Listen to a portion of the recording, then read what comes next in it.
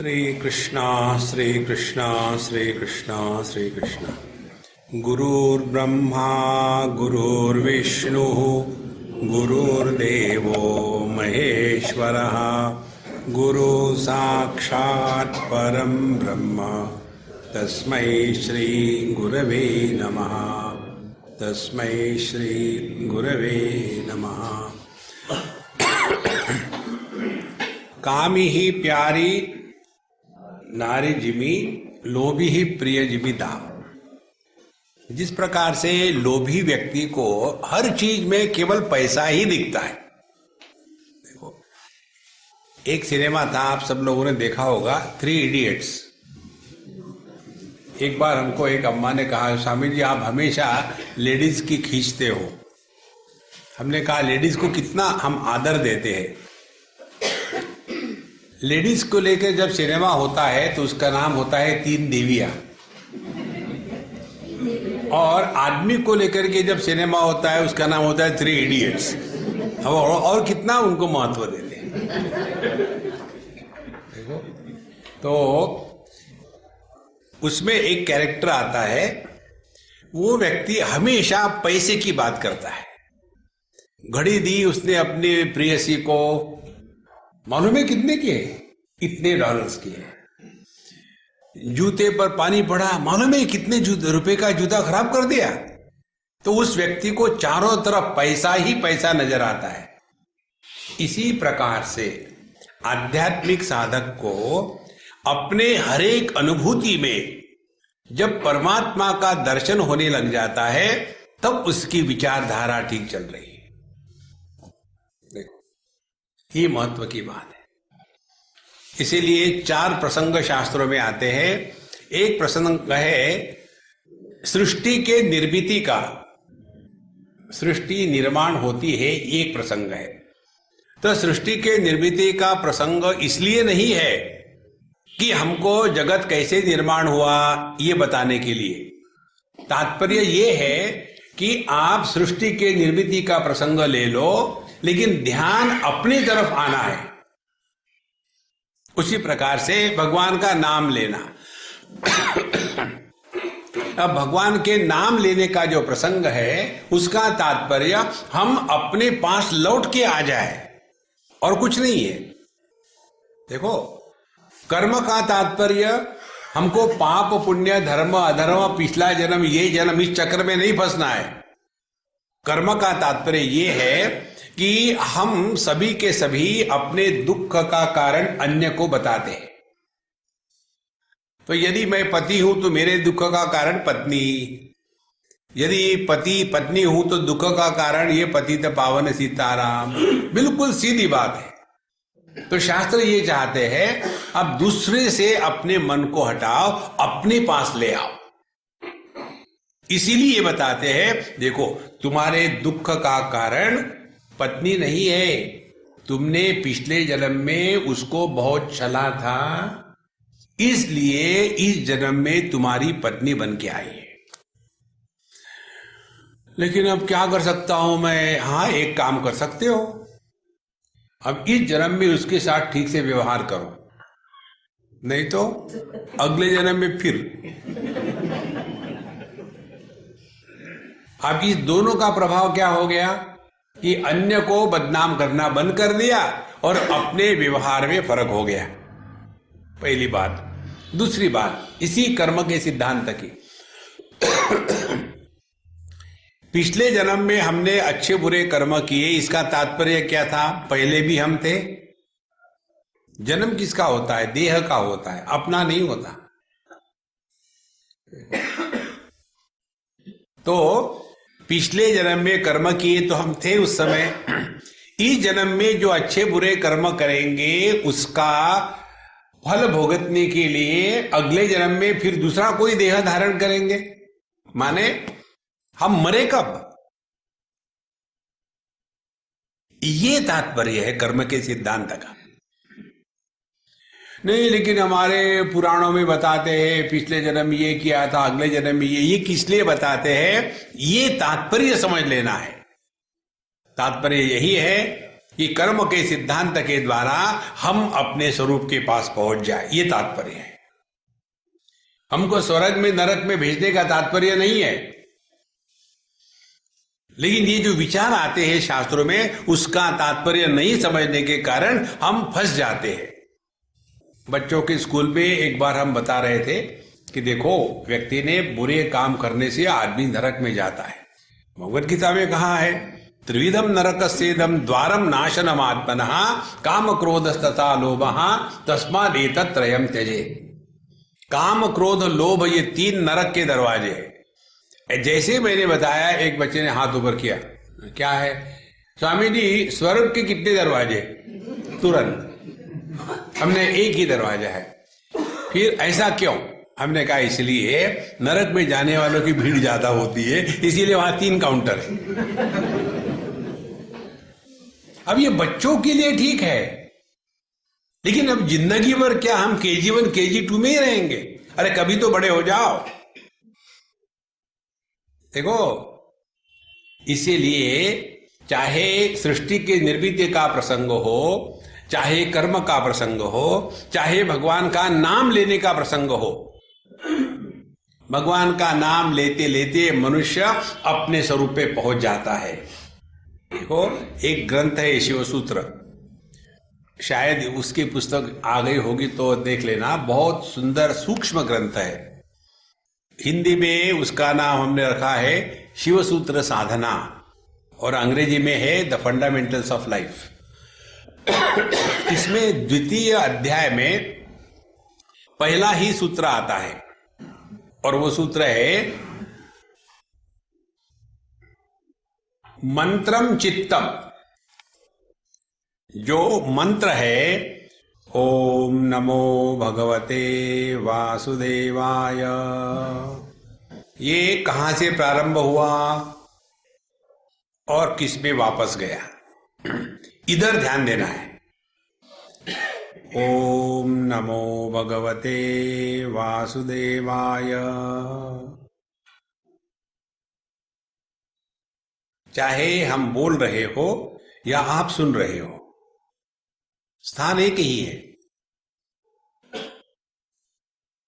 तो कोई भी प्रसंग शास्त्रों का ले लो, उन सब का तात्पर्य अपने स्वरूप में वापस लौट के आना है।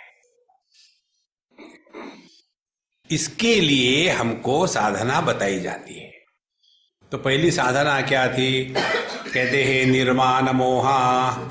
हम जो अपने आप को देह मान के बैठे हैं, उससे हट जाओ। तो देह का हमने तिरस्कार किया कि हम देह नहीं है, देह के माध्यम से प्रकट होने वाले हैं। ये जब बात स्वीकार करते हैं, तब दूसरा प्रश्न मन में आएगा, फिर हम कौन है? जब तक हम अपने आप को देह मानते हैं, तब तक के ये प्रश्न मन में नहीं आ सकता कि हम कौन है। हमको पता है हम स्त्री है, पुरुष है, जवान है, बूढ़े है, पति है, पत्नी है, सास है, बहू है। कहां संबंध है इस प्रश्न का? लेकिन यदि हमने अपने आप को देह से अन्य के रूप में स्वीकार किया, तब ये प्रश्न आता है मन में, फिर मैं कौन हूं? मेरा आकार क्या है? मेरा नाम क्या है? सब का सब गायब। देखो संतो, इसीलिए निर्माण मोहा, जितना मोह है ये देहात्म भाव से प्रारंभ होता है। फिर जित संग दोषा, दूसरी साधना बताई।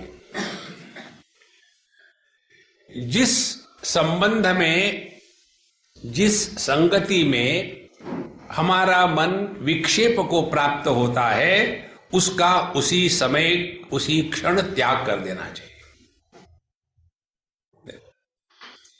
ध्यान से सुनना, ये कल्पना कभी मत करना मन में कि हमारे मन में सबके प्रति प्रेम होना चाहिए, किसी के प्रति द्वेष नहीं होना चाहिए। ये कल्पना मत करना। जहां मन है वहां ये दोनों बातें हैं। इंद्रियस्यार्थे राग द्वेषौ व्यवस्थितौ तयोः वशम न आगच्छेत् तौ ही अस्य परिपन्थिनौ। जहां मन है वहां ये द्वंद्व का साम्राज्य है। लंबा होगा तो छोटा होगा, मोटा होगा तो पतला होगा, गोरा होगा तो काला होगा, ये होगा ही होगा। देखो तो करे क्या, तयोः वशम न आगच्छेत्, उसके प्रभाव में हमको नहीं आना है। इसीलिए ये बात हम आपको इसलिए बता रहे। एक हमारी अम्मा है, कलकत्ते में सत्संग के पश्चात उसने मुझे कहा, स्वामी जी आज आपने मेरे मन का बहुत बड़ा बोझा उतार दिया। हमने कहा फिर हमारे कुली के चार्जेस दे दो, बोझा उतार दिया। तो कहती है कि आप जो हमेशा कहते थे सबसे प्रेम करो, मैंने बहुत ट्राई किया, लेकिन मेरे सासू से, मेरी सास से नहीं हो सकता। अब मैं परेशान, सबसे प्रेम करूं, जैसे विचार किया पहले सास खड़ी होती, कर मेरे से प्रेम। अरे राम राम, तो अब मैं क्या करूं, मैं बड़ी परेशान थी। और आपने ये बता दिया आज कि ये कल्पना मत करना कि हमारे मन में सबके प्रति केवल प्रेम ही होगा, ये असंभव है। तो फिर क्या करें, उसके प्रति उदासीन रहो। ध्यान से सुनना, साक्षी भाव से मत देखना, उदासीन रहो। कैसे उदासीन रहे, जैसे हम सत्संग सुनते हैं, वही टेक्निक है। कितने महात्मा आके सुना के चले गए, कुछ फर्क पड़ा? ना तो महात्मा पर फर्क पड़ा, ना तो सुनने वाले पर। देखो इसी प्रकार से यह जितसंग दोषा, जहां विक्षेप हो तो निकल जाओ। अच्छा आप निकल गए, इसका अर्थ ये नहीं है कि आप किसी से गुस्सा कर रहे हो। जैसे देखो हमारे प्रोफेशन का सबसे बड़ा कष्ट जो हमको है वो है मध्य प्रदेश को मेंटेन करना। सुबह से लेकर के इतना खिलाते हैं कि माल न्यूट्रिशन हो जाता है। माल न्यूट्रिशन माने माल खाना है। अब कितना खाएगा आदमी? देखो नहीं, हमने इतना प्यार से बनाया है, लेकिन अम्मा मैं खाऊंगा तो मर जाऊंगा ना। कोई बात नहीं स्वामी जी, खा लो। तो उस समय फिर हम झूठ बोलना शुरू करते हैं। जैसे आज कोई लाया था खाने के लिए, अच्छा नहीं बना, उनको सच कहो ना कि मुझे नहीं चाहिए, मानेंगे नहीं, अच्छा नहीं बना फिर नहीं देंगे। इसीलिए जितसंग दोषा, जब हम कोई वस्तु स्वीकार नहीं करते, इसका अर्थ ये नहीं उसके प्रति द्वेष है, अपने मन को बचाना है। जितसंग दोषा। आगे कहते हैं अध्यात्म नित्या, तीसरी बात कल हमने देखी है, नित्य निरंतर अपने मन का ख्याल रखना। देखो 2-3 बातें ध्यान रखना। मन में कभी भी दुखी होने का भाव मत आने देना, और इससे निकलने का एकमात्र उपाय है टेक लाइफ लाइटली। जैसे हमने बाबूजी को बताया फोन बंद रखना, और फिर हमने आपको अनाउंस भी किया फोन बजेगा तो अब 2 उपाय है, मैं बाहर निकाल दूंगा, दूसरा उपाय है कर क्या कर सकते। Take life lightly, don't become serious. देखो इसीलिए, क्योंकि महत्व क्या है, आपका फोन बजे ना बजे, मेरा मन शांत रहना चाहिए। जिसका मन शांत नहीं होता वो कोई भी कार्य ठीक से नहीं कर सकता। देखो इसीलिए अध्यात्म नित्या, फिर विनिवृत्त कामाहा, जीवन को केवल इच्छाओं को पूरा करना, यही हमने सीखा है। ये चाहिए वो चाहिए, ऐसा चाहिए वैसा चाहिए, और इसका कोई अंत नहीं। देखो मनुष्य के मन में इच्छाओं का जो तूफान उठता है उसका कोई अंत नहीं। इसीलिए एक लाइन ड्रॉ करनी है, thus far नो फर्दर, बहुत हो गया। लेकिन कितना भी मिले और चाहिए। तो विनिवृत्त कामा द्वंद्वै ही विमुक्ता सुख दुख संजय ही। अब जो सुख दुख नाम के भिन्न भिन्न प्रकार के द्वंद्व जीवन में आते हैं, उससे विमुक्ता, उससे मुक्त होना माने क्या? उससे मुक्त होने का तात्पर्य ये है केवल समझदारी। जैसे कपड़ा हो तो कपड़ा कैसा बुनते हैं, दो प्रकार के धागे एक दूसरे को क्रॉस करते हैं तब जाकर के कपड़ा बनता है। नहीं जी, हमको तो ऐसा कपड़ा चाहिए कि जिसके धागे केवल एक ही दिशा में जा रहे हो। तो फिर रस्सी लेके लटका लो अपने आप को। कपड़े के लिए दोनों प्रकार के धागे आवश्यक है। इसी प्रकार से ये जो दुनिया है ना, इसमें सभी प्रकार के अनुभूतियां होती है। थोड़े गम है, थोड़ी खुशियां, ये जीवन है। केवल सुख हो असंभव है, केवल दुख हो वो भी असंभव है, केवल जीत हो नहीं, केवल हार हो वो भी नहीं। यही तो जीवन का रस है। जिसके जीवन में कष्ट नहीं आए उसका जीवन कैसा है मालूम है? ब्रेकफास्ट के लिए सैंडविच, लंच के लिए सैंडविच, डिनर के लिए सैंडविच, ये कोई लाइफ है? देखो जीवन कैसा चाहिए। आपको बहुत अर्जेंसी है और आपने फोन उठाया बोलने के लिए और वायर के साथ फोन आपके हाथ में आ गया। कुछ क्या हो गया? नहीं, फोन काम नहीं करता हमारा। अरे राम, देखो कितना मजा आता है। हम आपको एक दो टेक्निक बताते हैं, ये हमारा टेक्निक है, ट्राई करो। हमको जहां कंफ्यूजन होता है वो अच्छा लगता है, कंफ्यूजन नहीं हो तो हम क्रिएट कर देते हैं और तमाशा देखते हैं। भगवान ने यही किया पूरा। अब देखो भगवान की बात, कैसे भगवान ने कंफ्यूजन क्रिएट किया, उसी के कारण भगवत गीता पैदा हो गई। अर्जुन ने जब कहा था दो सैन्यों के बीच में रथ को ले जाओ, तो उस समय यदि भगवान अर्जुन के रथ को दुर्योधन के सामने ले जाते तो अर्जुन के मन में युद्ध करूं या ना करूं ये मोह आता ही नहीं। तो भगवान ने क्या किया? भीष्म द्रोण प्रमुखतः सर्वेषां च महीक्षिता, सभी के सभी वहां के राजा है उनको छोड़ करके अपने दादा के सामने, गुरु के सामने खड़ा कर दिया। हाँ, कर युद्ध। उसके मन में मोह हो गया। फिर प्रसन्न हो भारत, भगवान को मजा आया, अब मजा आया।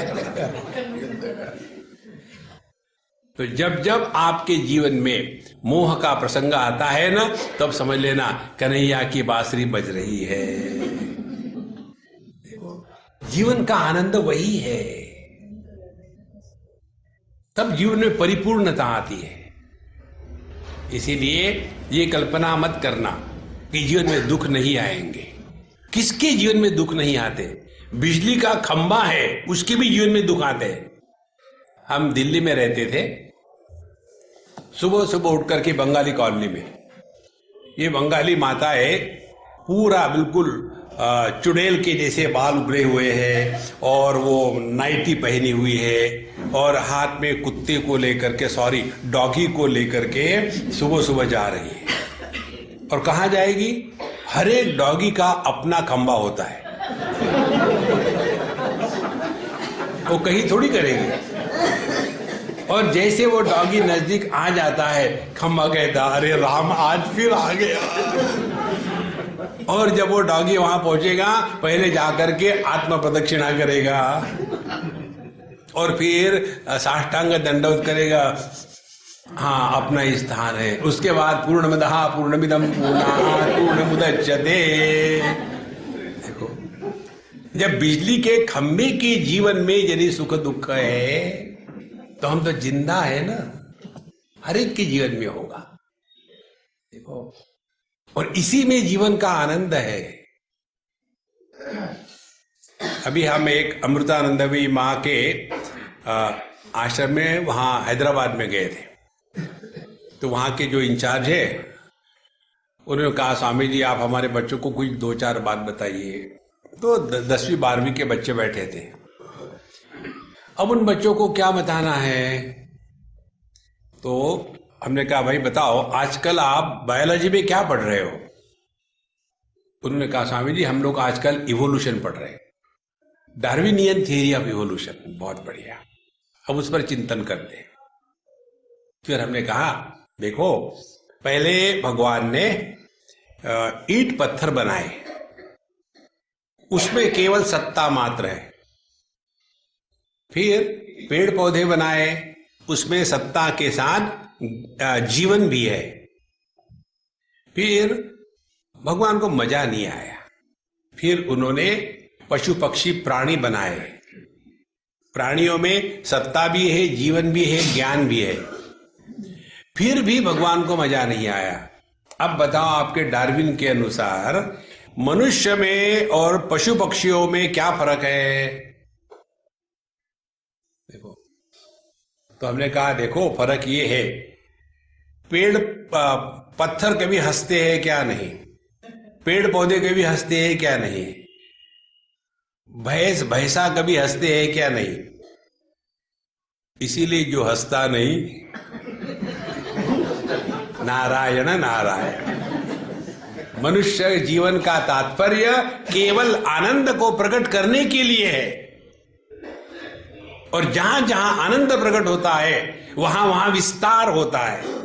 देखो, जैसे किसी की शादी हो रही हो तो कितना विस्तार होता है, किसको बुलाना है, क्या बुलाना है, पूरी लिस्ट बनाएंगे, हर एक को भेजेंगे कार्ड, हमारे यहाँ शादी है, आ जाओ आ जाओ आ जाओ, क्योंकि खुशी का समय है, वही एक दिन खुशी का है।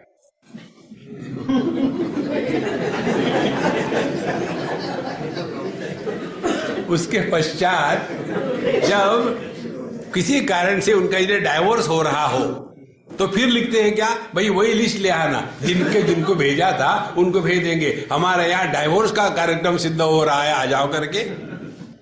देखो महाराज, मनुष्य का जीवन केवल आनंद को प्रकट करने के लिए हुआ है, और आनंद को प्रकट करना है इसको समझदारी से। ठीक है, कभी सुख है, कभी दुख है, कभी गर्म है, कभी ठंडा है, यही तो जीवन है। आप कभी दुखी नहीं होगी इस सिंपल सिद्धांत से। किसी से कोई अपेक्षा नहीं, द्वंद्व विमुक्ता सुख दुख संन्यायी। एक जवान लड़के ने बेंगलोर में मुझे पूछा था, स्वामी जी आप यहां कैसे आए? हमने कहा बाय मिस्टेक। अब क्या उत्तर दे? बोले आई एम योर फैन। हमने कहा घूमते रहो, खड़े क्यों? बोले आप इतने सालों से गीता पर बोल रहे हो, लोग सुधरते नहीं, आपको दुख नहीं होता? हमने कहा हम बेवकूफ है दुखी होने के लिए। जो आदमी अन्य के कारण दुखी होता है वहां मूर्ख शिरोमणि है। देखो, हमको किसी का दुखी नहीं होना। बोले क्यों नहीं दुखी होते? हमने कहा देखो, ये डॉक्टर लोग होते हैं ना, उनकी प्रार्थना मालूम है क्या है? सर्वे भवन्तु रोगिनः। क्योंकि सभी यदि स्वस्थ हो गए तो डॉक्टर बीमार हो जाएंगे, अब कहां से पैसे ले आए? इसी प्रकार से हम बाबा जी लोगों का यही मंत्र है, सर्वे भवन्तु अज्ञानिनः। हमारी खुराक आपका अज्ञान है, इसीलिए आप सुधरते नहीं, बहुत हम पर मेहरबानी है, मत सुधरो, दुखी रहो, हमारा मार्केट बना रहा। सुख दुख संन्यायी। हमको ये सुख दुख के परे जाने के लिए ये सिंपल टेक्निक है, जैसा है वैसा बढ़िया है। Don't imagine things will move और चेंज, नो। आगे कहते हैं ऐसा व्यक्ति अमूढ़ाहा, ऐसा ही व्यक्ति समझदार है, अमूढ़ है, बेवकूफ नहीं है, और वही तद अव्ययम पदम गच्छन्ति। ऐसा ही व्यक्ति और ऐसे ही व्यक्ति, अनेक वचन है, उस परमात्मा तत्व को प्राप्त हो सकते हैं। तो साधना क्या हो गई? आपके हाथ में कोई माला नहीं पकड़वाई, दान धर्म करने के लिए नहीं कहा है, मंदिरों में जाने के लिए नहीं कहा है, केवल समझदारी से जीना है। पूरी भगवत गीता अर्जुन महाराज ने सुनी, जो जो भगवत गीता में बताया उसमें से एक भी बात अर्जुन ने नहीं करी। कर्मयोग नहीं किया, मेडिटेशन नहीं किया, शुचो देशे प्रतिष्ठाप्य, वहां युद्ध लग रहा, शुचो देशे प्रतिष्ठाप्य, वो भी नहीं किया, हाथ में माला भी नहीं ली, शास्त्रों का अध्ययन भी नहीं किया। फिर क्या किया? केवल अपनी जो गलत फहमी थी अपने बारे में कि इस युद्ध के मैदान में मैं कौन हूं, किसी का पोता हूं, किसी का शिष्य हूं कि एक योद्धा हूं, इसी प्रकार से इस दुनिया में हम कौन है? परमात्मा को प्रकट करने की एक माध्यम है, इतना समझ लो। और परमात्मा का प्राकट्य 3 प्रकार से होता है।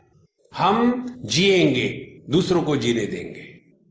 हम बेवकूफ नहीं बनेंगे, दूसरे को बेवकूफ नहीं बनाएंगे। हम दुखी नहीं होंगे, दूसरे को दुखी नहीं करेंगे। आपके माध्यम से प्रभु प्रकट हो रहे हैं।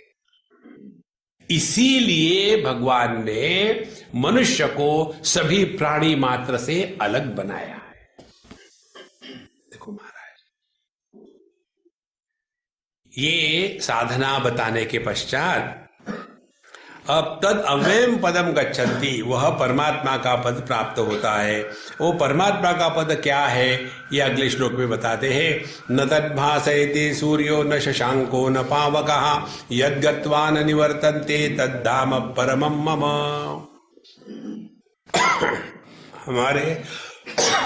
हमारे शास्त्रों में मंत्रों के अर्थ 3 प्रकार से किए जाते हैं।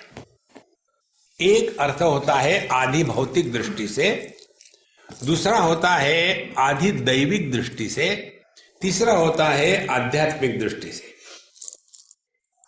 और तीनों प्रकार से जब ये अर्थ समझ में आ जाता है तब ज्ञान में पूर्णता होती है, फिर ज्ञान में दुराग्रह नहीं बना रहता। उदाहरण के लिए, आकाश में लटकने वाला जो सूर्य है वो आधि भौतिक सूर्य है। जिस सूर्य का पुत्र कर्ण हुआ वह सूर्य आधि दैविक सूर्य है। और जिस सूर्य के कारण हमारे आंखों में दृष्टि है वह आध्यात्मिक सूर्य है। 3 जगह है। अब इसी प्रकार से यहां जो बताते हैं, जो धर्मशास्त्र के ग्रंथ है, मनुस्मृति इत्यादि, वो आधि भौतिक जगत में कैसे रहना है वो बताते हैं। चातुर्मास में प्याज लहसुन नहीं खाना चाहिए इत्यादि। फिर जो आधि दैविक शास्त्र है वो है पुराणों की कहानियां। पुराणों में ये बातें बताती है जो हमको डाइजेस्ट नहीं होती। ये कैसे संभव है? तो दूसरी आधि दैविक शक्तियों की कहानियां होती है। लेकिन सबका तात्पर्य समझोगे ना तो मजा आ जाएगा। देखो, एक उदाहरण देता हूं आपको मैं। एक बार नारद जी, श्रीमद् भागवत में कथा आती है, एक बार नारद जी कहीं घूम रहे थे। उनको तो वीसा की जरूरत नहीं है, घूमते रहते। तो जब जा रहे थे तो सामने से देखा कुबेर के पुत्र नलकूबर और बड़ी ग्रीव, ये दोनों पी पा करके आ रहे थे। नंग धड़ंग, कपड़े ने कुछ नहीं, एकदम बेहोश होकर के चल रहे थे और दुर्व्यवहार कर रहे थे कुबेर के पुत्र। तो नारद जी ने उनको शाप दिया, तुम ऐसा व्यवहार करते हो, इस योनि में रहने की योग्य नहीं हो, तुम पेड़ बन जाओगे। और फिर वो 2 पेड़ बन गए, अर्जुन वृक्ष बन गए। और फिर नारद जी के मन में उनके ऊपर दया आई। और फिर उन्होंने कहा, जब भगवान कृष्ण का अवतार होगा तब तुम्हारा उद्धार होगा। ये कहानी है। अब इस कहानी का तात्पर्य क्या है? देखो, चाहे आप मृत्यु लोक में रहो, चाहे यक्ष लोक में रहो, चाहे स्वर्ग लोक में रहो, चाहे इंद्र लोक में रहो, सभी के सभी स्थानों पर कामना का ही साम्राज्य है। जहां जहां कामना का साम्राज्य है वह संसार है। तो इतने बड़े कुबेर के पुत्र होने के बाद उनका व्यवहार ऐसा ही रहा ना। तो उनका वैसा व्यवहार और अपने गली में उल्टे सीधे रहने वाले लोग, क्या फर्क है दोनों में? देखो, तो यह जो आधि दैविक कहानी आती है ये हमको इस आधि भौतिक से ऊपर उठाती है। आधि भौतिक जगत जिसमें वस्तुओं का साम्राज्य महात्म्य होता है, आधि दैविक जगत वो है जिसमें अनुभूतियों का महात्म्य होता है। सुख है, दुख है, लाभ है, हानि है, इसका महात्म्य है। और आध्यात्मिक जगत जो होता है, आध्यात्मिक जगत हमको अपने तरफ लखाता है, कौन दुखी है, कौन सुखी है। देखो, हर एक अनुभूति में 3 भाग है, आदि भौतिक, आदि दैविक और आध्यात्मिक। जगत की वस्तु आदि भौतिक, उन वस्तुओं का अनुभव जिनके माध्यम से होता है वह अनुभव और माध्यम आदि दैविक, और जिसको होता है वह आध्यात्मिक। 3 बातें। अब देखो, हमारा ध्यान कहां रहता है? हमारा ध्यान रहता है आदि भौतिक जगत में। किसको किसके कितना पैसा है, कौन गरीब है, कौन अमीर है, किसने कहां से पैसे लाए, लोग कैसे खराब है, वहां ध्यान रहता है। दूसरे लोग हैं वो उससे ऊपर उठ जाते हैं, उनका ध्यान रहता है अपने अनुभूतियों के तरफ। पता नहीं हम ऐसे क्यों दुर्भागी है, हमको कुछ नहीं मिलता। उनका ध्यान जगत के तरफ, अपने अनुभवों की तरफ है। तीसरे जो होते, बड़े कम व्यक्ति होते, आवृत्त चक्षु अमृतत्वम इच्छन, वो ध्यान देते हैं कि ये कौन है दुखी हो रहा है। क्या शरीर दुखी होता है कि शरीर के साथ तादात्म्य होने के पश्चात जो पति पत्नी भाई बहन माँ बाप इत्यादि है वो दुखी होते हैं? असल में हम है कौन? ये है आध्यात्मिक शास्त्र। इसको यदि समझ लिए तो अब इस मंत्र में आ जाओ। कहते हैं न तद्भासयते सूर्यो न शशांको न पावकः। परमात्मा का वह स्थान है जहां सूर्य प्रकाशित नहीं होता, सूर्य का प्रकाश वहां तक नहीं पहुंचता। दूसरी बात, न शशांकः, वहां चंद्र का प्रकाश भी नहीं पहुंचता। एक स्कूल में टीचर ने पूछा, बताओ सूर्य का प्रकाश ज्यादा तेज होता है कि चंद्र का? तो सभी बच्चों ने कहा सूर्य का। एक बच्चे ने हाथ नीचे रखकर कैसा बैठा, तुमको क्या कहना है? चंद्र का प्रकाश तेज होता है, सूर्य का नहीं होता। बोले कैसे? सूर्य तो दिन को प्रकाश देता है, चंद्रमा अंधेरे में प्रकाश देता है, इसलिए ध्यान तेज वाला है। तो प्रकाश 2 बातों से हो गया, सूर्य का, चंद्र का। न तद्भासयते सूर्यो न शशांको। तीसरा, न पावकः, पावक माने अग्नि। ये हो गया आदि भौतिक विश्लेषण। तो परमात्मा की उपलब्धि में सूर्य, चंद्रमा और अग्नि तीनों का काम नहीं है। अब इसको आध्यात्मिक हमको बनाना है। तो सूर्य जो है हमारे आंखों की देवता है। आंखें माने ज्ञानेंद्रिय। उसके पश्चात जो पावक है, पावक माने अग्नि। अग्नि जो है हमारे वाणी की देवता है। वाणी है कर्मेंद्रिय। माने न तद्भासयते सूर्य न पावकः, माने जहां ज्ञानेन्द्रिय और कर्मेंद्रिय इनकी गति नहीं है वो परमात्मा है। तीसरी बात कहते हैं न शशांकः, शशांक माने चंद्रमा। चंद्रमा मन की देवता है। तो इस मंत्र का अर्थ क्या हो गया? आध्यात्मिक अर्थ ये हो गया कि हमको यदि अपने स्वरूप को पहचानना है तो ज्ञानेन्द्रिय, कर्मेंद्रिय और मन बुद्धि चित्त अहंकार इनका व्यापार यदि बंद नहीं हुआ तो हम प्रभु से दूर भटकेंगे, दूर भटकेंगे। ये इसका अर्थ है। देखो संतो, एक बार हम बम्बई की बात है, कार में बैठे और जा ही रहे थे, उतने में एक सज्जन आ गए। बोले स्वामी जी आप कहाँ जा रहे हो? बाहर जा रहे हो? तो बोले नहीं, मैं बाथरूम में जा रहा हूँ घर में। बोले ऐसा क्यों कहा आपने? हमने कहा सिंपल बात है, आदमी कार में बैठ के घर के अंदर जाता है कि बाहर जाता है? इसी प्रकार से अहंकार में बैठो तो दूर जाओगे, वापस आना है तो गाड़ी से उतर जाओ। और कौन सी कार है? यह वृत्तियों की कार है।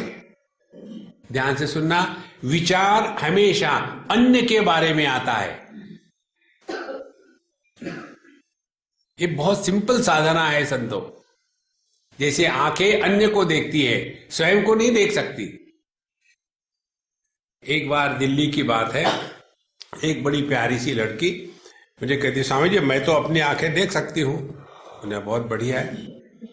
तो उसने फट से अपने पर्स में से वो छोटा सा आईना होता है, लिपस्टिक आईना, वो निकाला।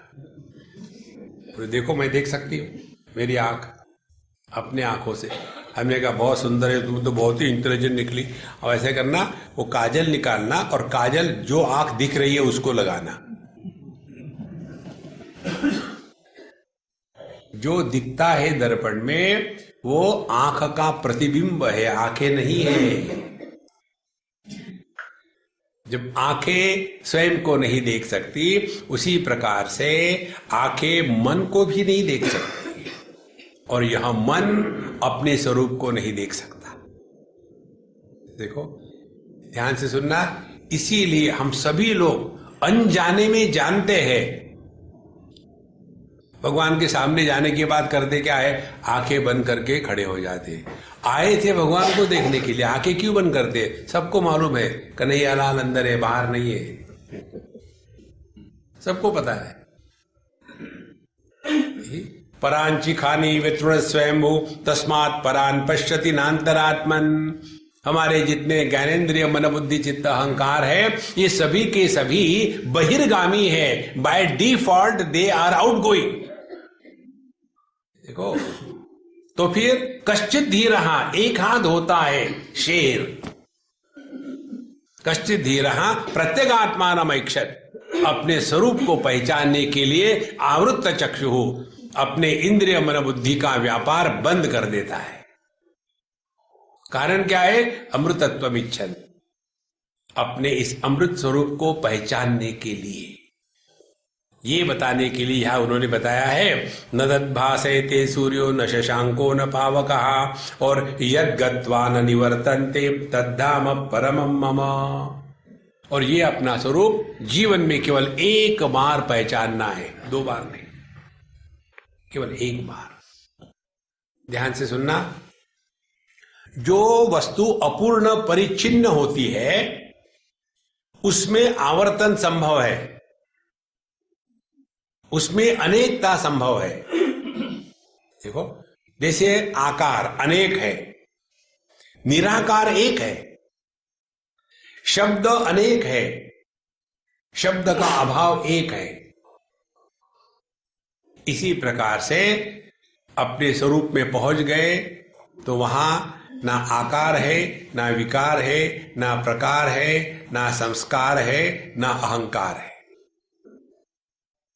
यद गत्वा न निवर्तन्ते, फिर डरने की बात नहीं है। देखो प्रभु की उपलब्धि माने निर्भय होकर के जीना। हम लोग डर डर के मरने का डर, सबसे भयानक डर मरने का डर है।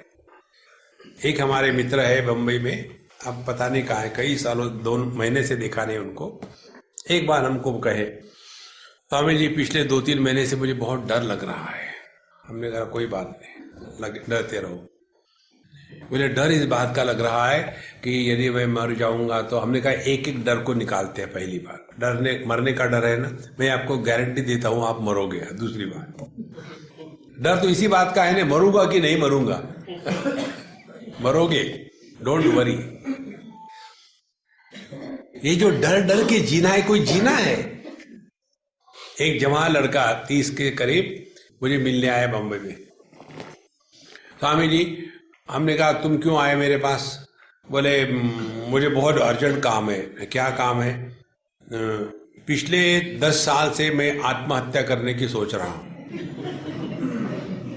तो मैंने कहा आ जाओ। खिड़की के पास ले गया। वो सामने वाली बिल्डिंग है, 42 स्टोरी की, 42 स्टोरीज। ऊपर चलेगा और वहां से कूदो नीचे। मैं नीचे खड़ा रहता हूं। फिर भी नहीं मरोगे तो मैं तुमको मारूंगा, जाओ। स्वामी जी मेरी मजाक कर रहे हैं आप। हमने कहा तुमने कहा ना मदद करो, मदद कर रहा हूं मरने के लिए। अब मुझे बताओ, जो व्यक्ति पिछले 10 साल से मरने का विचार कर रहा है, क्या जी रहा है? देखो महाराज, इसीलिए कहते हैं यद गत्वा न निवर्तन्ते तद्धाम परमं मम। फिर डरने का, जीने का, मरेंगे, ये सब का सब खत्म हो जाएगा। फिर जीवन कैसा है? आनंद ही आनंद है। कोई निंदो कोई न बंदो, कोई कैसे कहो रे, राम सांगे प्रीत बांधी होत जैसे हो। यदि आप अपने जीवन में झांक के देखो सिंसियरली, तो आपको पता चलेगा हमारे करने से आज तक कुछ नहीं हुआ है। चीजें होती जाती है, लेकिन अहंकार विमूढ़ात्मा कर्ता अमिति मन्यते। अच्छा महाराज, इसके पश्चात अब जिसको ये परमात्मा प्राप्त हो जाता है वो कौन है? तो पहले जगत को देखा, फिर हमने साधना को देखा, निर्माण मोहा जित संग दोषा, और इस साधना के प्रभाव से जिस परमात्मा को हम प्राप्त होते उस परमात्मा को देखा। अब सवाल ये है, ये किसको प्राप्त होता है? तो बताते हैं जीव को। अब ये जीव का प्रसंग बहुत ही सूक्ष्म है, ध्यान से सुनना। ममैवांशो जीवलोके जीवभूतः सनातनः मनःषष्ठानि इंद्रियाणि प्रकृतिस्थानि कर्षति शरीरं यदवाप्नोति यच्चाप्युत्क्रामतीश्वरः गृहीत्वैतानि संयाति वायुर्गन्धानि वाशयात् श्रोत्रं चक्षुस्पर्शनं च रसनं घ्राणमेव च अधिष्ठाय मनश्चायं विषयानुपसेवते उत्क्रामन्तं स्थितं वापि भुञ्जानं वा गुणान्वितं विमूढ़ा नानुपश्यन्ति पश्यन्ति ज्ञानचक्षुषः। यहां जीव का प्रसंग लेते हैं भगवान। मम एव अंशः सनातनः, मेरा ही जो सनातन अंश है जीवभूता, उसको जीव कहते हैं। वो जीव बन जाता है। जीवभूता वही जीव है। भू भवती धातु से भूता बना है, वही जीव है। मेरा ही अंश जीव है। यदि मैं सनातन हूं तो मेरा अंश भी सनातन है। पहली बात देखो। अब दूसरी बात कहती है जीवलोके, लोक का तात्पर्य अनुभूति का क्षेत्र या अनुभव को लोक कहते हैं। कठोपनिषद में स्वर्ग लोक की परिभाषा आती है। हम लोगों के मन में ऐसे विचार हो गए हैं, लोक माने कोई एक स्थान विशेष है। लोक कोई स्थान विशेष नहीं है। भिन्न भिन्न प्रकार के अनुभूतियों को लोक कहते हैं। स्वर्ग लोक की परिभाषा कठोपनिषद में आती है, स्वर्गे लोके न भयम किंचनास्ति न तत्र त्वं न जरया बिभेति उभे तीर्थवा अशनाया पिपासे शोकातिगो मोदते स्वर्ग लोके। स्वर्गलोक इसको कहते हैं। हम क्या करते हैं, अपने घर का नाम स्वर्ग लिख देते हैं और सोचते हैं अब शादी के बाद स्वर्ग हो जाएगा और स्वर्गवासी होने लग जाते हैं। वो स्वर्ग नहीं है। पहली बात, स्वर्गे लोके न भयम किंचनास्ति, कोई भी भय वहां नहीं है। निर्भय होकर के जीना वो स्वर्ग है। दूसरी बात, किसका किसका भय लगता है? 6 चीजों का। इनको षड उर्मियां कहते हैं। तो पहली 2 जो भय की उर्मियां है वो है स्थूल देह को लेकर के। स्थूल देह में जो भय है बुढ़ापा और मृत्यु, जरा मृत्यु।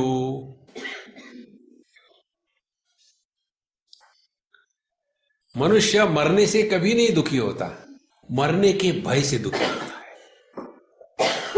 देखो, जैसे समझो मैं यहां मर गया तो मुझे कोई फर्क नहीं पड़ेगा, फर्क आपको पड़ेगा। अब इनको क्या करे, यही मरना था, हम पड़े रहेंगे। अब जो थारी रहा है सो मारी रहा है, मुझे क्या फर्क पड़ता है। देखो, मनुष्य मरने से दुखी नहीं होता, मरने के डर से दुखी होता है। तो स्थूल देह को लेकर के बुढ़ापा और मृत्यु, ये दोनों का भय जहां नहीं है वो स्वर्ग है। देखो, दूसरी बात, प्राणमय कोश को लेकर के 2 भय होते हैं, अशना पिपासे। खाना और प्यास। हम वहां जाएंगे तो आपको खाने को मिलेगा क्या? पहली बात, क्या खाने को मिलेगा? जैसे हम घूमते हैं पूरे दुनिया में, तो हर जगह हमको ये प्रश्न, स्वामी जी जब आप जाते हो दूसरे देश में तो वहां कौन है? जैसे ब्राजील में आप जाते हो, वहां अपने इंडियन लोग है क्या? नहीं, बिल्कुल नहीं। फिर हम वो ब्राजीलियन के साथ रहते, फिर उनके साथ आप खाते क्या है? अरे खाने के लिए थोड़ी जाते हैं वहां, खाना तो किसी को कुछ ना कुछ मिल ही जाएगा। ये हमेशा यही चिंतन, खाने को क्या मिलेगा, खाने को क्या। देखो, तो जिसमें खाने पीने का भय नहीं है वो है स्वर्ग। तीसरा है मन को लेकर के शोक मोह, हमेशा दुखी होकर के रहना, भूतकाल की परिस्थिति को लेकर के, भविष्य की चिंता को लेकर के वर्तमान का सत्यानाश करना। ये तीन चीजें, स्थूल देह, प्राणमय कोश और मनोमय कोश, इनको लेकर के जो विक्षेपित नहीं होता वह स्वर्ग में है। देखो, बच्चे लोग स्वर्ग में होते हैं, उनको ना भूख है ना प्यास है, खेलते रहते, कहीं कुछ भी हो रहा है ये मस्त रहते। इसीलिए ममई वंशो जीवलोके। अब जीवलोक क्या है? भगवान कहते हैं जीव यह मेरा अंश है।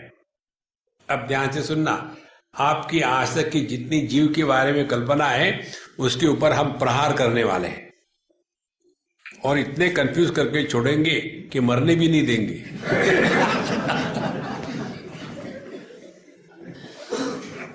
तुम्हारा आकाश, स्पेस अनंत है। उस आकाश के अंश क्या है? पूर्व, पश्चिम, उत्तर, दक्षिण, नैऋत्य, वायव्य, आग्नेय इत्यादि, ऊपर नीचे 10 दिशाएं। क्या ये 10 दिशाएं वास्तविक है? आकाश का ही एक अंश, और ये अनंत में अंश हमेशा काल्पनिक होता है, वास्तविक नहीं होता। और उस अंश के कारण अनंत बट नहीं जाता, वैसा का वैसा ही रहता है, अनेक नहीं होता। तो एक में अनेकता काल्पनिक है, वास्तविक नहीं है। अब ध्यान से सुनो, आदमी एक है, उसने अपने पिताजी की उपाधि को धारण किया, तो उस आदमी को हम क्या कहेंगे? पुत्र। फिर उसी आदमी ने पत्नी की उपाधि को धारण किया, तो उसको हम कहेंगे पति। उसी आदमी ने अपने बच्चे की उपाधि को धारण किया, उसको हम कहेंगे पिता। तो क्या एक आदमी 3 बन गया? देखो, एक में अनेकता हमेशा औपाधिक और काल्पनिक होती है, इसको ठीक से समझ लेना। और फिर एक दिन ऐसा आया, हमारे पिताजी का स्वर्गवास हो गया। तो हमारे पिताजी का जब स्वर्गवास हो गया तो मैं जो पुत्र बना था वो पुत्र कहां गया? पिताजी तो को हमने लगा दिया ठिकाने पर। अब सवाल ये है, ये जो पुत्र था ये कहां गया? फिर दूसरी उपाधि, भगवान की दया से पत्नी भी चली गई। अब जब पत्नी चली गई तो मैं जो पति था, पति कहां गया? देखो, और भगवान की और दया हुई, पुत्र भी चला गया, तो बाप कहां गया? देखो महाराज, तो जैसे पति यह व्यक्ति नहीं है, पति यह अभिव्यक्ति है। एक बार एक सज्जन हमारे पास आए, तो हमें ये पता नहीं क्या हमने पिछले जन्म में पाप किए थे, ऐसी भयानक पत्नी मिली है, क्या करूं? हमने कहा चिंतन करो, चिंता मत करो। मुझे हमने उनको कहा डिफाइन करो पति क्या होता है। तो बोले जो पत्नी के कारण परेशान होता है उस आदमी को पति कहते हैं। बहुत अच्छा। फिर आगे पूछा, ये पति सर्वनाम है कि प्रॉपर नाउन है? It is a common noun और ए प्रॉपर नाउन? बोले कॉमन नाउन है। ठीक है, कॉमन नाउन माने इस दुनिया में सभी पति दुखी होते हैं। ठीक बात। हाँ, तो नई बात क्या बताई तुमने? कुछ और बात बताओ। वो ऐसा कंफ्यूज हो गया। अरे जब हम अपने आप को व्यक्ति समझते हैं तब जीव है, और जब हम अभिव्यक्ति है परमात्मा की तब हम जीव नहीं है। देखो, अब दूसरा उदाहरण लो, इसको ठीक से समझ लेना। हमारा बिजली का उदाहरण, यहां 1 दर्जन बल्ब है, तो बल्ब भले 12 हो लेकिन उसमें प्रकाश एक है ना। तो बल्ब में प्रकाश ये व्यक्ति है कि अभिव्यक्ति है? अभिव्यक्ति है। इसी प्रकार से देह अनेक है, देह में जीवन ये व्यक्ति है कि अभिव्यक्ति है? देखो महाराज, तो ये व्यक्ति कहां से पैदा हुई? जब हमने अपना ध्यान उस बिजली के प्रकाश से हटा दिया और बल्ब की तरफ दिया तो अनेक बल्ब हो गए। इसी प्रकार से जब हमारा ध्यान जीवन से हटकर के देह के तरफ जाता है तब एक व्यक्ति का निर्माण होता है। संतो, हम व्यक्ति नहीं है, हम अभिव्यक्ति है। आगे चलो, जब एक बल्ब फ्यूज हो गया तो उसमें का प्रकाश, लाइट निकल करके दूसरे बल्ब में जाएगा क्या? इसी प्रकार से ये देह बल्ब के जैसा ये फ्यूज हो गया तो इसमें से जीव निकल करके कहीं दूसरे कमरे में घुसेगा। तो कौन मरा, कौन पैदा हुआ, कहां है जीव? देखो, जीव है ही नहीं तो मरेगा कौन? देखो संतो, ये केवल समझदारी की बात है। एक बार अभी की बात है, एक पति पत्नी मुझे मिलने आए। बोले स्वामी जी, हम दोनों का हमेशा झगड़ा होता है, हम क्या करें? हमने कहा तुम्हारी शादी होकर के 15 साल हो गए क्या? बोले बिल्कुल परफेक्टली आपने बताया, 15 साल हो गए। हमने कहा ये टीनेज में ऐसा ही होता है। बोले टीनेज कहाँ, अब तो हम बड़े हो गए उम्र में। हमने कहा उम्र में बड़े हो गए, शरीर से पति पत्नी 15 साल के हो ना, तो टीनेज में जाकर के आदमी बेवकूफ बनता है। अभी तुम बने हो, और जरा बड़े हो जाओ, 20-25 साल हो जाए शादी के, तो बस जब तुम होगी 60 साल की और मैं होऊंगा 55 का, तब जाकर के ठीक रहोगे। तो करना क्या है, अपने आप को संभाल लो। आपकी जितनी एनिवर्सरी होती है ना उतनी आपकी उम्र होती है। 15 साल की एनिवर्सरी है तो पति की उम्र 15 साल है। देखो, ये सिद्धांत हमने एक झगड़े को निपटाने के लिए लिया था। वो पत्नी मुझे कह रही थी, स्वामी जी ये मुझे सबके सामने बेवकूफ कहते हैं, मुझे बहुत दुख होता है, आप क्यों समझाइए। हमने कहा देखो अम्मा, हम इनसे एग्री करते हैं, आप भी मुझे बेवकूफ कहते हैं ना। हाँ, कैसे? बेवकूफ नहीं होती इनके साथ शादी करती। ऐसे खुश हो गई समझदार व्यक्ति ऐसे व्यक्ति से शादी कर सकता है। Don't take life seriously. ये जीव नाम की कोई वस्तु नहीं है महाराज, आप साक्षात परमात्मा हो। सुखी दुखी होने वाले नहीं हो। ये केवल समझने की बात है। एक बार जर्मनी की बात है, ये हम आपको इसलिए विस्तार से बता रहे हैं कि अपने दिमाग से ये मोह कलिल निकाल डाले। भगवान श्री कृष्ण भगवद गीता में यही कहते हैं, यदा ते मोह कलिलम बुद्धिर्व्यति तरिष्यति तदा गंतासि निर्वेदम श्रोतव्यस्य श्रुतस्य च। फिर आपको कुछ पढ़ना लिखना नहीं है, ये मोह कलिल को हटा देना। कलिल माने कीचड़, इसको हटा देना है।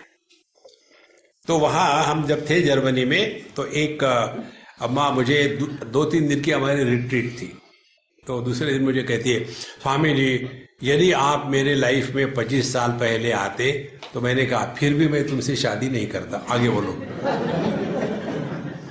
बोले नहीं ऐसी बात नहीं, मैं 3 बार डाइवोर्स नहीं करती। माने उसने 3 बार डाइवोर्स कर लिया था। हमने कहा अब जो हो गया वो हो गया, अब मेरे प्रश्न के उत्तर दो। तुम जब पहले बार शादी करी तो तुम वाइफ नंबर 1 बने, W1, और तुम्हारे पति पावन H1, first husband. It was a pair W1 H1। फिर आपने डाइवोर्स कर लिया, दूसरी बार शादी करी तो W2 H2, फिर तीसरे बार शादी करी W3 H3। अब मेरा प्रश्न ये है, W1 is equal to W2 is equal to W3 is equal to what? Tell me. ये 3 वाइव्स एक है कि अनेक है? थिंक, क्या उत्तर मिलेगा? एक भी नहीं, अनेक भी नहीं, कल्पना मात्र है। देखो, किसी भी परिच्छिन्न वस्तु के साथ जुड़ने के बाद जो कल्पना होती है उस कल्पना को जीव भाव कहते हैं।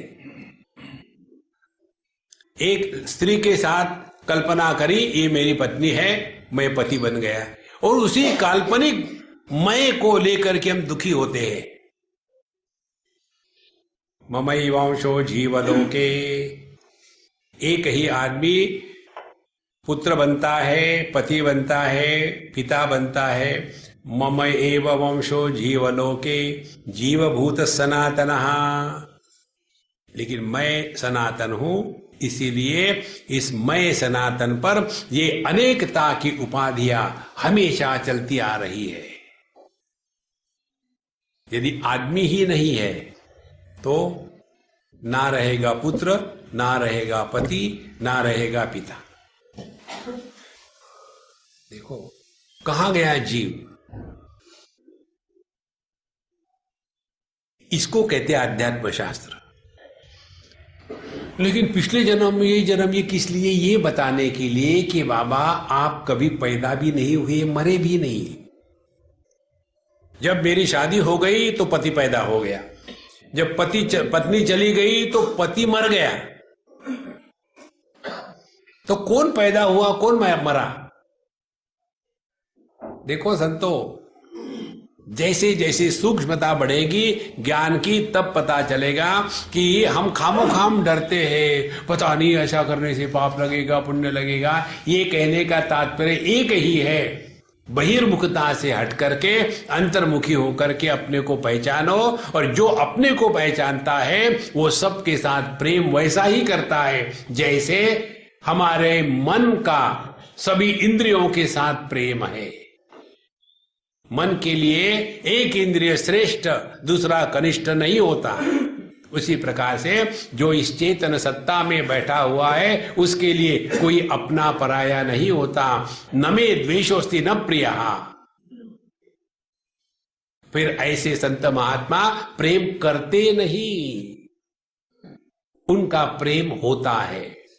जैसे लड़का लड़की प्रेम करते हैं और प्रेम में गिरते हैं, they fall in love and get hurt.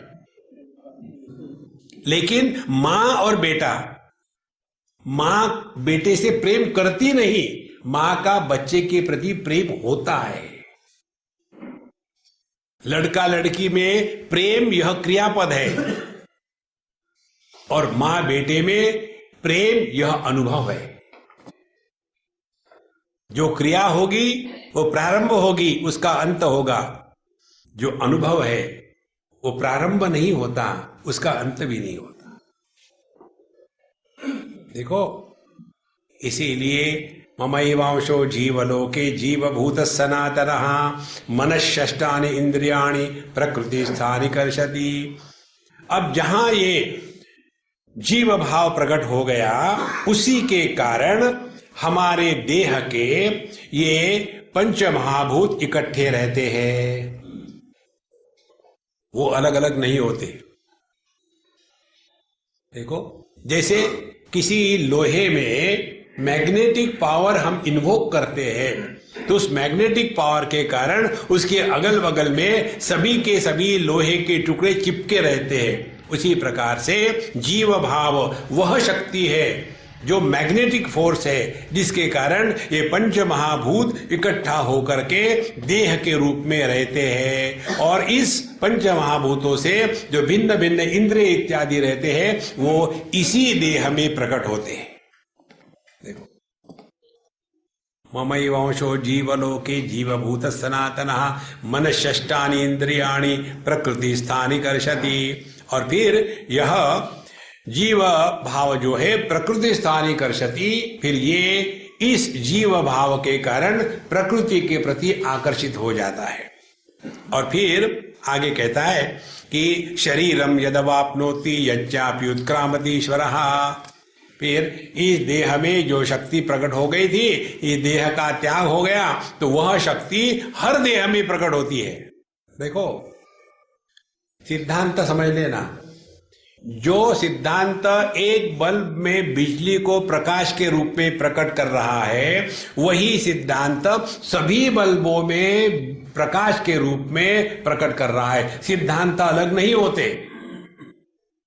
देखो, एक बल्ब जो है भगवान को प्रकाशित कर रहा है, दूसरा बल्ब जो है वो टॉयलेट को प्रकाशित कर रहा है। और हम प्रश्न पूछते हैं, ये बल्ब भगवान को प्रकाशित कर रहा है, क्या कारण है? और ये बल्ब टॉयलेट पे लगाया, क्या कारण है? अब ऐसा बेवकूफी का प्रश्न पूछेंगे, उत्तर तो देना ही पड़ेगा। ये जो बल्ब है ना, भगवान को प्रकाशित करने वाला, इसने बड़े पुण्य किए होंगे पिछले जन्म में। और ये जो बल्ब है जो टॉयलेट पे है ना, महापापी होगा। और ऐसी बात चली रही है, उतने में टॉयलेट का बल्ब फ्यूज हो गया। फिर क्या करेंगे? ये पापी था इसलिए फ्यूज हो गया। लेकिन अभी हमको तो टॉयलेट जाना है, क्या करें? अब मंदिर का बल्ब निकालो, वहां लगा दो। अब ये ऐसे क्यों हो गया? अब क्या हो गया? देखो, बड़े बड़े साधु संतों के जीवन में भी कष्ट के समय आते हैं, क्योंकि पिछले जन्म का कोई पाप उभर आया होगा, इसीलिए टॉयलेट में गया। अरे रामा,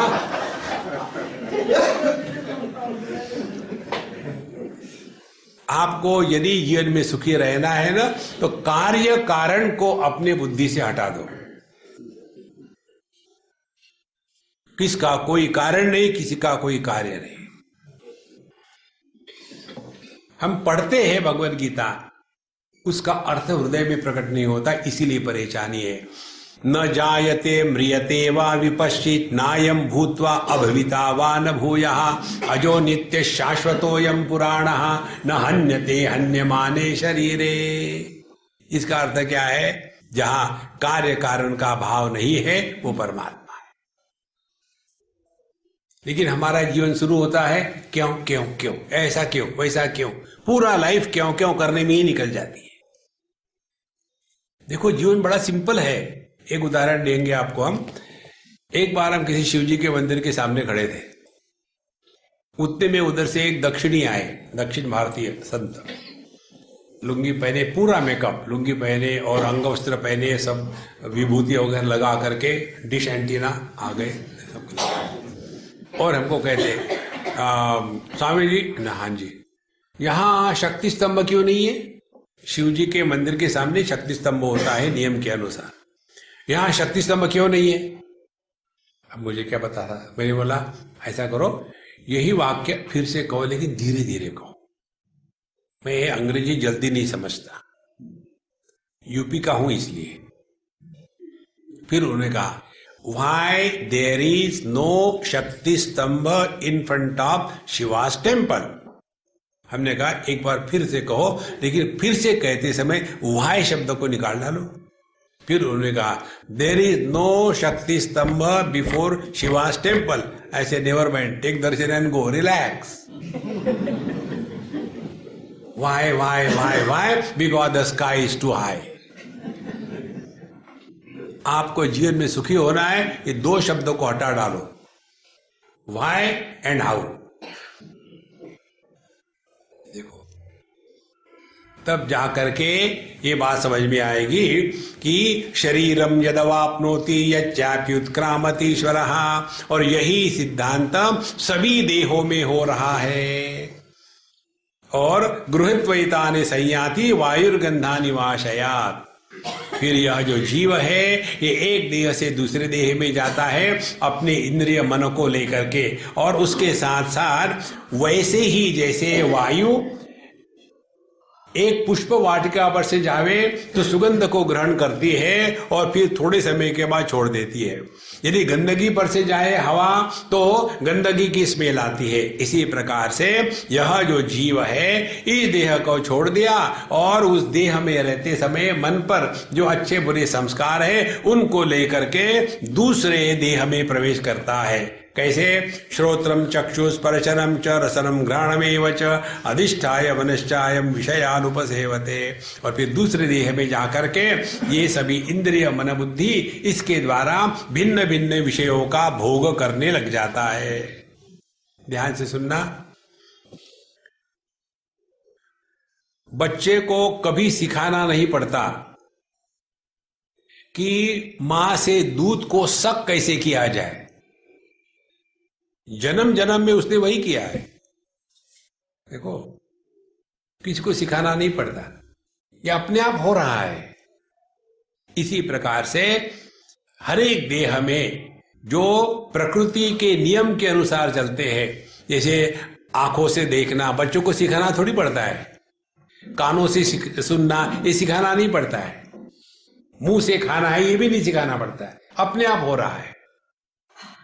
इस प्रकार से यह परमात्मा प्रकृति में प्रकट होकर के यह अभिव्यक्ति है, लेकिन इस अभिव्यक्ति को हम गलती से व्यक्ति मान लेते हैं और फिर उत्क्रामंतम स्थितम वापि भुंजानम वा गुणान्वितम, फिर वो ये देह में रहते हुए भोग करते हुए देह का त्याग करके दूसरे देह में जाता है। विमूढ़ा नानुपश्यन्ति, लेकिन जो मूर्ख लोग हैं वो इसको समझते नहीं, वो यही कल्पना करते हैं जैसे एक कमरे से दूसरे कमरे में गए, उसी प्रकार से जीव एक देह से हट करके दूसरे देह में प्रवेश करता है। विमूढ़ा नानुपश्यन्ति, जो देहात्म भाव में फंसे हैं, जो पाप पुण्य में फंसे हैं, जो धर्म अधर्म में फंसे हैं, उस परमात्मा को नहीं पहचानते। विमूढ़ा नानुपश्यन्ति पश्यन्ति ज्ञान चक्षुषः। जिनको ये सिद्धांत समझ में आया है कि जैसे बिजली सभी बल्बों में प्रकाश के रूप में प्रकट होती है, एक बल्ब यदि फ्यूज हो गया ना तो बिजली की हानि है ना तो प्रकाश की हानि है। इसी प्रकार से एक ही परमात्मा भिन्न भिन्न देह में प्रकट हो रहा है। यदि बल्ब हो तो प्रकाश निकलेगा, फैन हो तो गति निकलेगी, एम्पलीफायर हो तो आवाज बढ़ेगा, हीटर हो तो गर्मी निकलेगी। इसके कारण 4-5 प्रकार की भिन्न बिजलियां नहीं होती। इसी प्रकार से वही मन आंखों से निकलता है तो दृष्टि कहते हैं, वही मन कानों से निकलता है तो श्रवण शक्ति कहते हैं। तो 5 मन नहीं, मन एक ही है। वैसे ही एक ही चेतन सत्ता जब आदमी के देह से प्रकट होती है तो दाढ़ी निकलती है, गधे से देह से प्रकट होती है तब न्यूज़पेपर खाता है।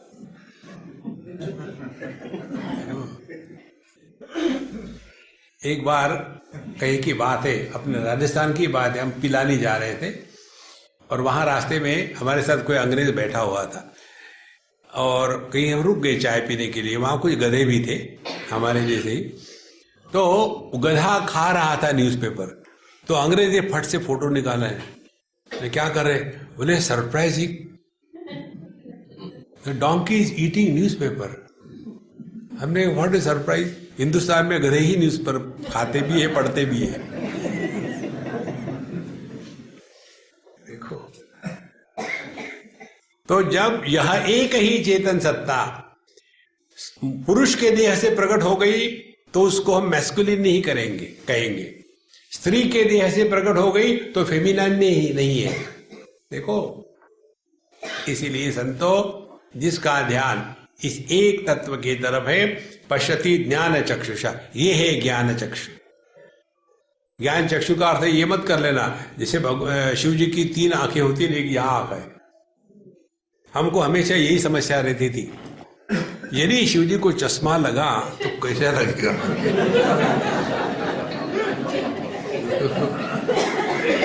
बड़ी परेशानी की बात है, कैसा लगेगा? क्योंकि कई जगहों में शिव जी की ये तीसरी आंख जो है ना, ये इन आंखों को पैरेलल लगाते हैं, कहीं वो वर्टिकल लगाते हैं। तो ये वर्टिकल आंख से ऐसा दिखता होगा और ये आंखों से ऐसा दिखता होगा, शिव जी कितने परेशान होते होंगे। That was my problem. See, तो तीसरी आंख का तात्पर्य है यह ज्ञान चक्षु। ज्ञान चक्षु माने पृथ्वी घूम रही है, सूर्य स्थिर है। दिखता क्या है? सूर्य घूम रहा है, पृथ्वी स्थिर है।